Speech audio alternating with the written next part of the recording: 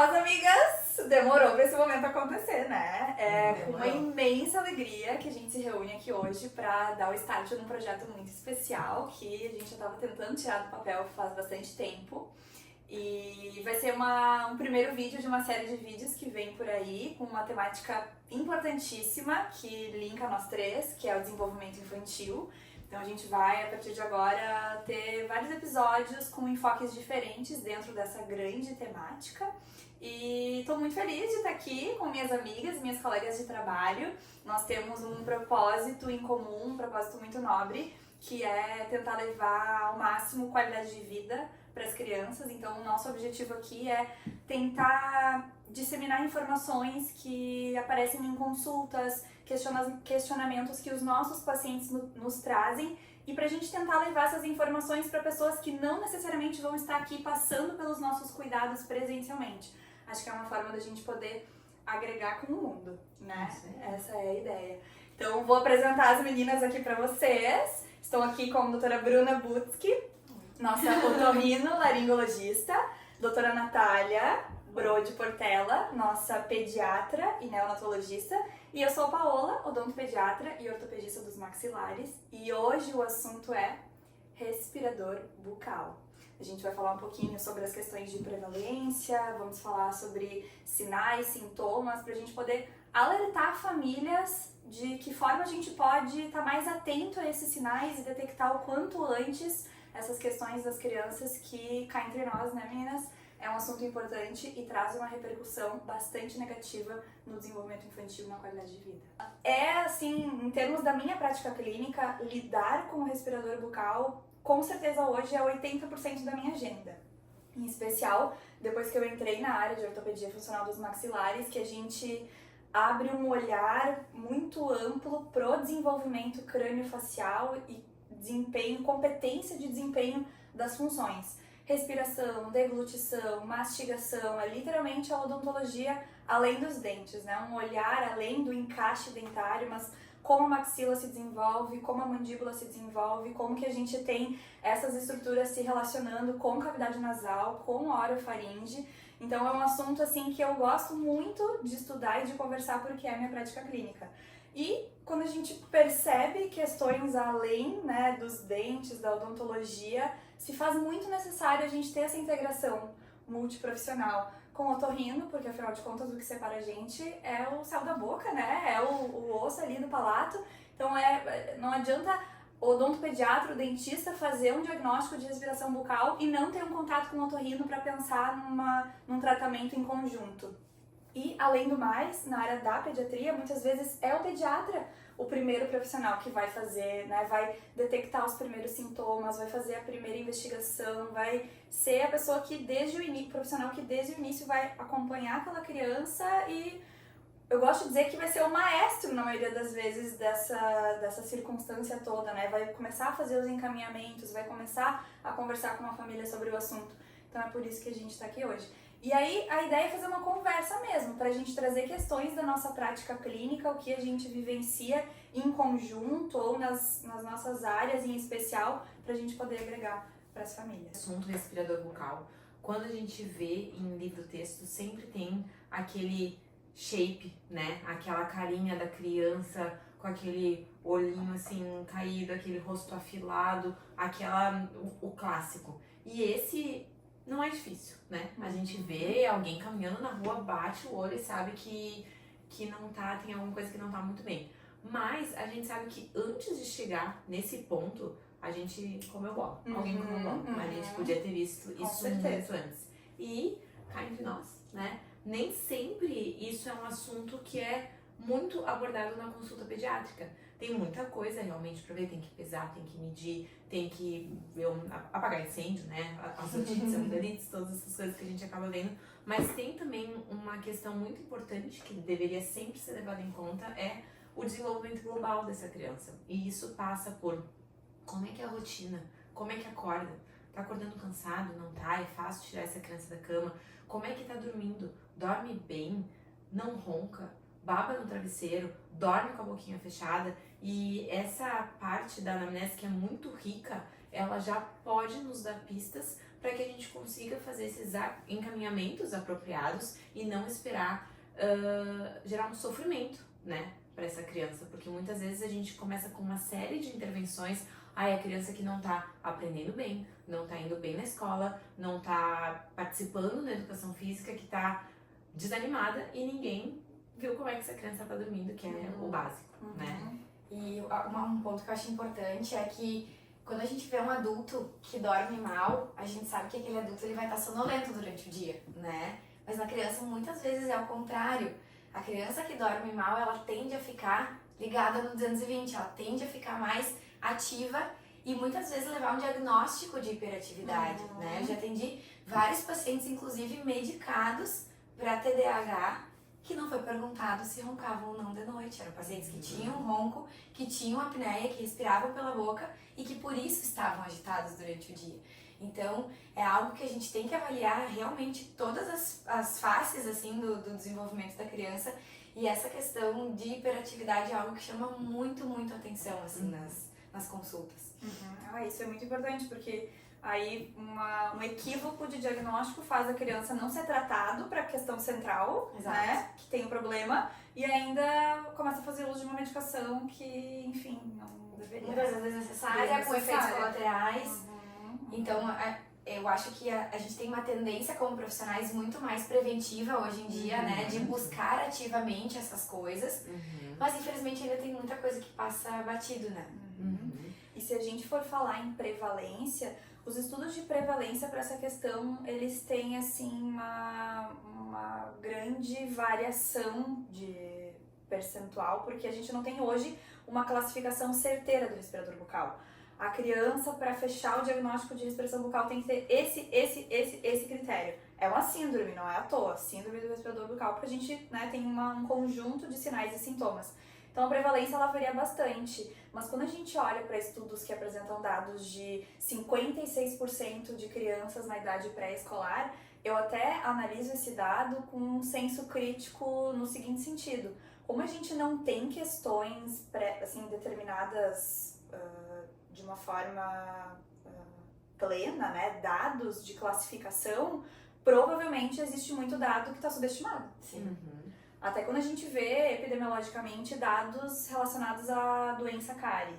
Quando a gente vai fazer um levantamento epidemiológico, a gente tem critérios que a gente tenta ao máximo limitar para poder, enfim, fazer a condução do estudo, né? E eu participei de um estudo epidemiológico no meu TCC, na época da graduação, lá em Santa Cruz. A gente examinava um pouquinho das crianças para entender, então, qual era o percentual, a prevalência de lesões de cárie, uma série de outras questões. E a gente fazia um exame clínico muito rápido, né? Levantamento epidemiológico, aquela coisa que tocava. E aí a gente só olhava pro maior grau de severidade. E aí eu me pergunto assim, poxa, um dado como esse, que já é um dado importante, a cada 10 crianças, 5 pelo menos serem respiradoras orais na faixa etária de 0 a 6 anos de idade. Imagina então se a gente tivesse um dado assim fidedigno, né? É muita coisa. E é bem isso, às vezes a gente, talvez até como profissional de saúde, a gente releve um pouco essa informação quando ela aparece na primeira vez, né? Respira de boca aberta? Sim, mas tá resfriado. Mas aconteceu isso. Mas é a chupeta. Mas não. E acaba que talvez até isso atrase, porque não tem realmente um protocolo que diga assim, essa criança a gente precisa diagnosticar, intervir, tratar, fazer, né? Então, eu acho que é muito uma questão de... a gente sabe que quando a gente fica mais atento, mais direcionado a isso, a gente acaba diagnosticando mais. E às vezes passa por aquele pêndulo, a balança, né? Pouco diagnóstico, muito diagnóstico, chegamos no momento ideal em que a gente consegue, tem protocolos que nos digam assim, essa criança é a que vai precisar de intervenção, tratamento com brevidade, ou a que a gente pode, né, esperar um pouquinho mais, vamos ver como é que vai ficar.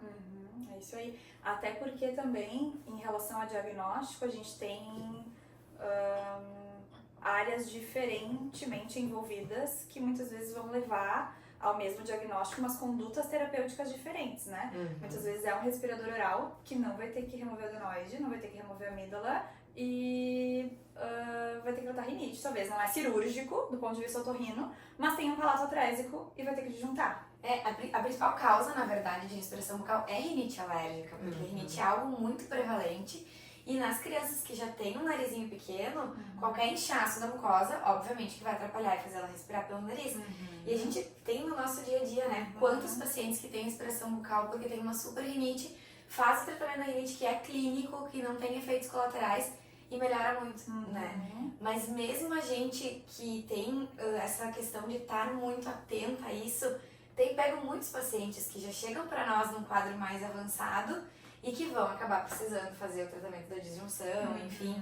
Alguns pacientes vão precisar de cirurgia de adenoide, né, ou de amígdala, que é a segunda principal causa de respiração bucal. E eu sempre digo para as famílias, e eu acho que, né, tu me corrige se eu estiver errada, não adianta a gente tratar a questão óssea, né, fazer a disjunção, se a gente não tratar as partes moles antes. Com certeza. Se eu não tirar uma adenoide, não tratar uma rinite, vier aqui fazer o tratamento com a Paola, não vai adiantar de nada. Não é resolutivo. Volta, né? É isso aí. Então, precisa estar tudo muito alinhado, né?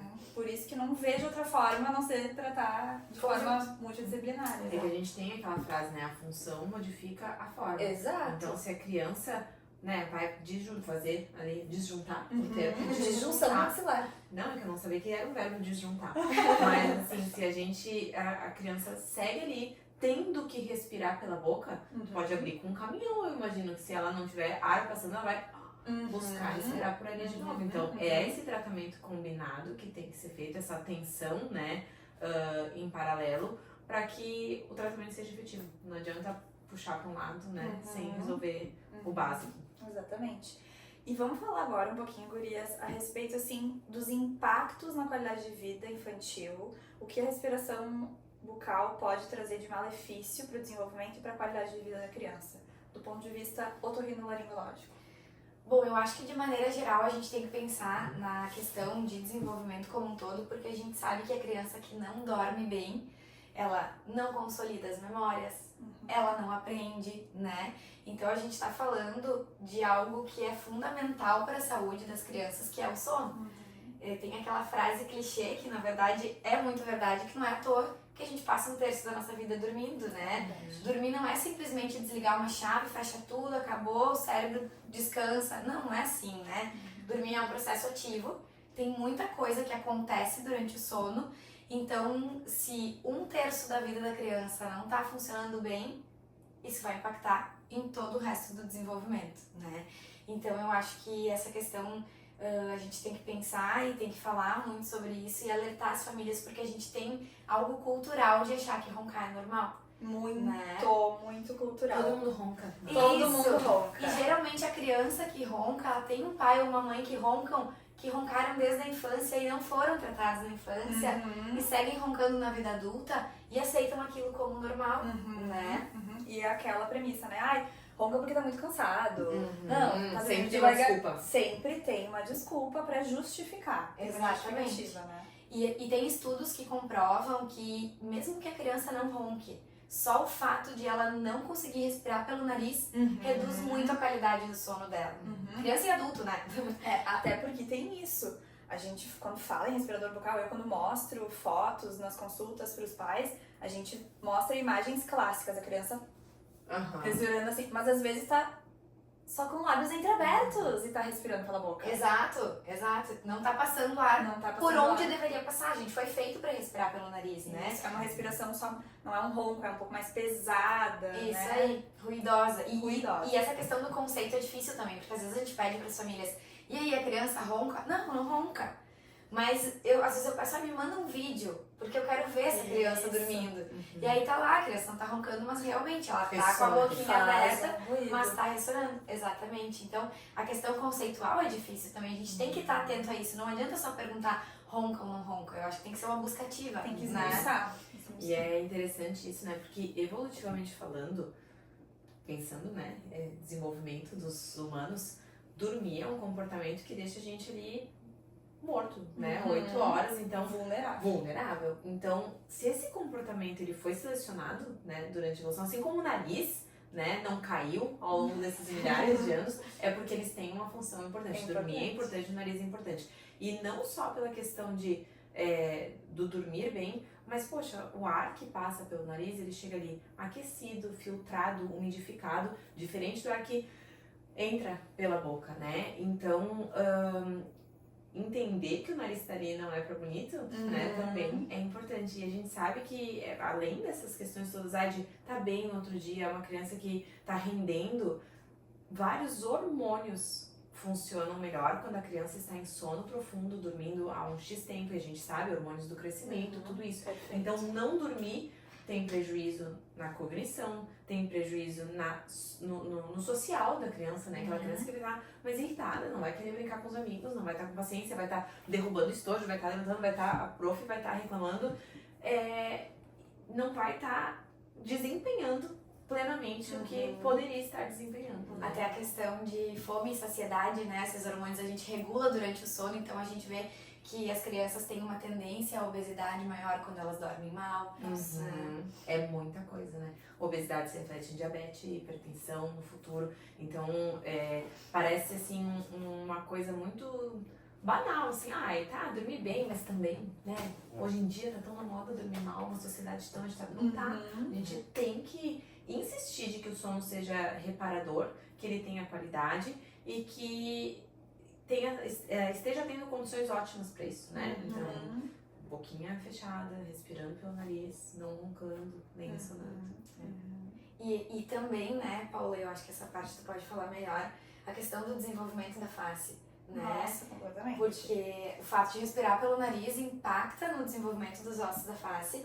E então eu acho que tu pode falar um pouco até É um mais desequilíbrio. propriedade. É um desequilíbrio de válvulas, na verdade. A válvula que deveria estar aberta para respiração é o nariz, boquinha fechada, né? Vedamento labial, uma face que cresce harmonicamente. Uma vez que o ar para de entrar pelo nariz, e a gente aprende dessa forma na ortopedia funcional, que o ar, a pressão positiva do ar entrando pelo nariz já é um estímulo de crescimento da cavidade nasal. Uma vez que esse ar não entra mais, a gente, de certa forma, permite que o nariz fique sendo atrofiado. Né? Ele não serve pra nada. Ele não serve pra nada. Ali E é bonito. Exato. Aí precisa respirar pela boca por uma questão de sobrevivência. E às vezes a gente até escuta das famílias: fecha essa boca pra mastigar.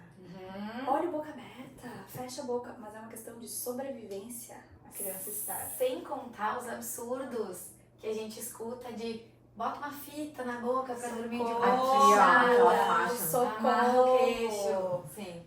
Pobre da criança. Gravíssimo, pobre da criança.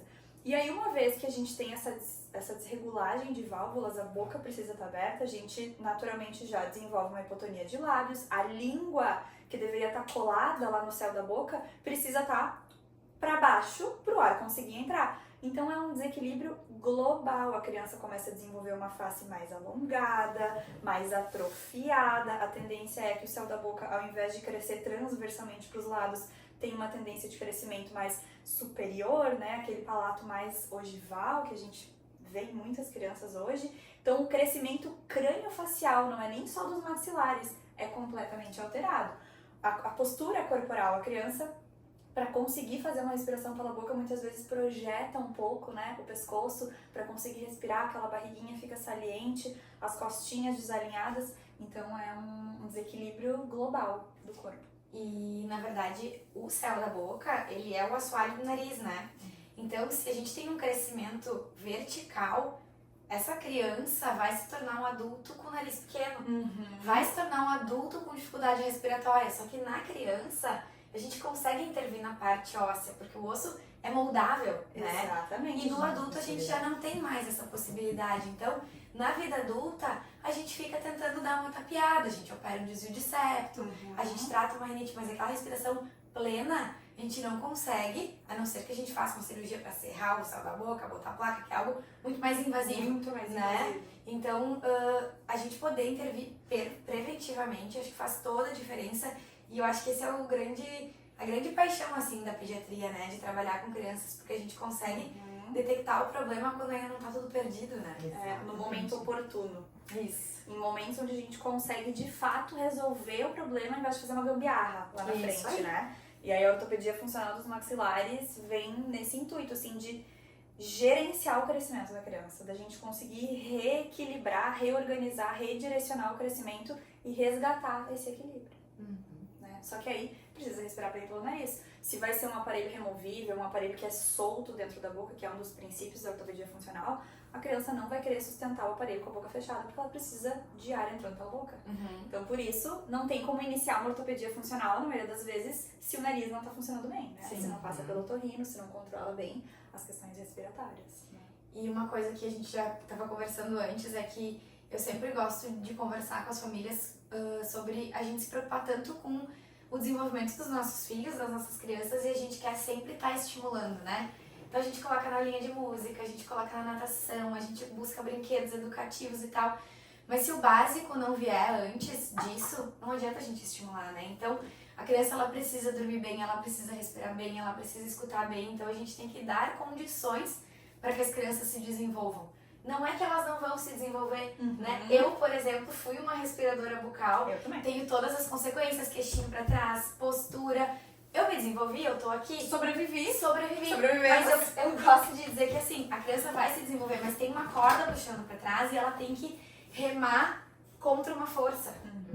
Que bom se a gente puder tirar essa corda e empurrar a criança para o desenvolvimento, né? Então, é isso, a gente não quer que as crianças sejam sobreviventes como... Isso, a gente já superou essa fase de crianças que sobrevivem. Hoje a gente quer, eu sempre falo que meu sonho como pediatra é que lá quando tiverem 100, 110, 115, 120 anos, eles lembrem, porque tinha aquela tia que falava que tinha que mexer menos no celular, ficar menos na TV, comer fruta, verdura, brincar na rua, né? Que estava preocupada como é que dormia, como é que... tudo, né? A gente sabe que essa nossa área, que é a pediatria, é uma linda por esse potencial que tem de mudar o mundo. De né? mudar o mundo. Sim, mudar o mundo através das pessoas que vão ter uma saúde muito melhor. E não é, de novo, eu falo, o que a gente mexe aqui são aquelas movimentações angulares, né? O que a gente mexe aqui vai desencadeando uma série de mudanças e potencialmente resolvendo algo que precisaria de uma intervenção mais drástica lá assim, né? Então a gente tem que ter esse olhar atento como profissional de saúde, especialmente profissional de saúde que cuida de criança.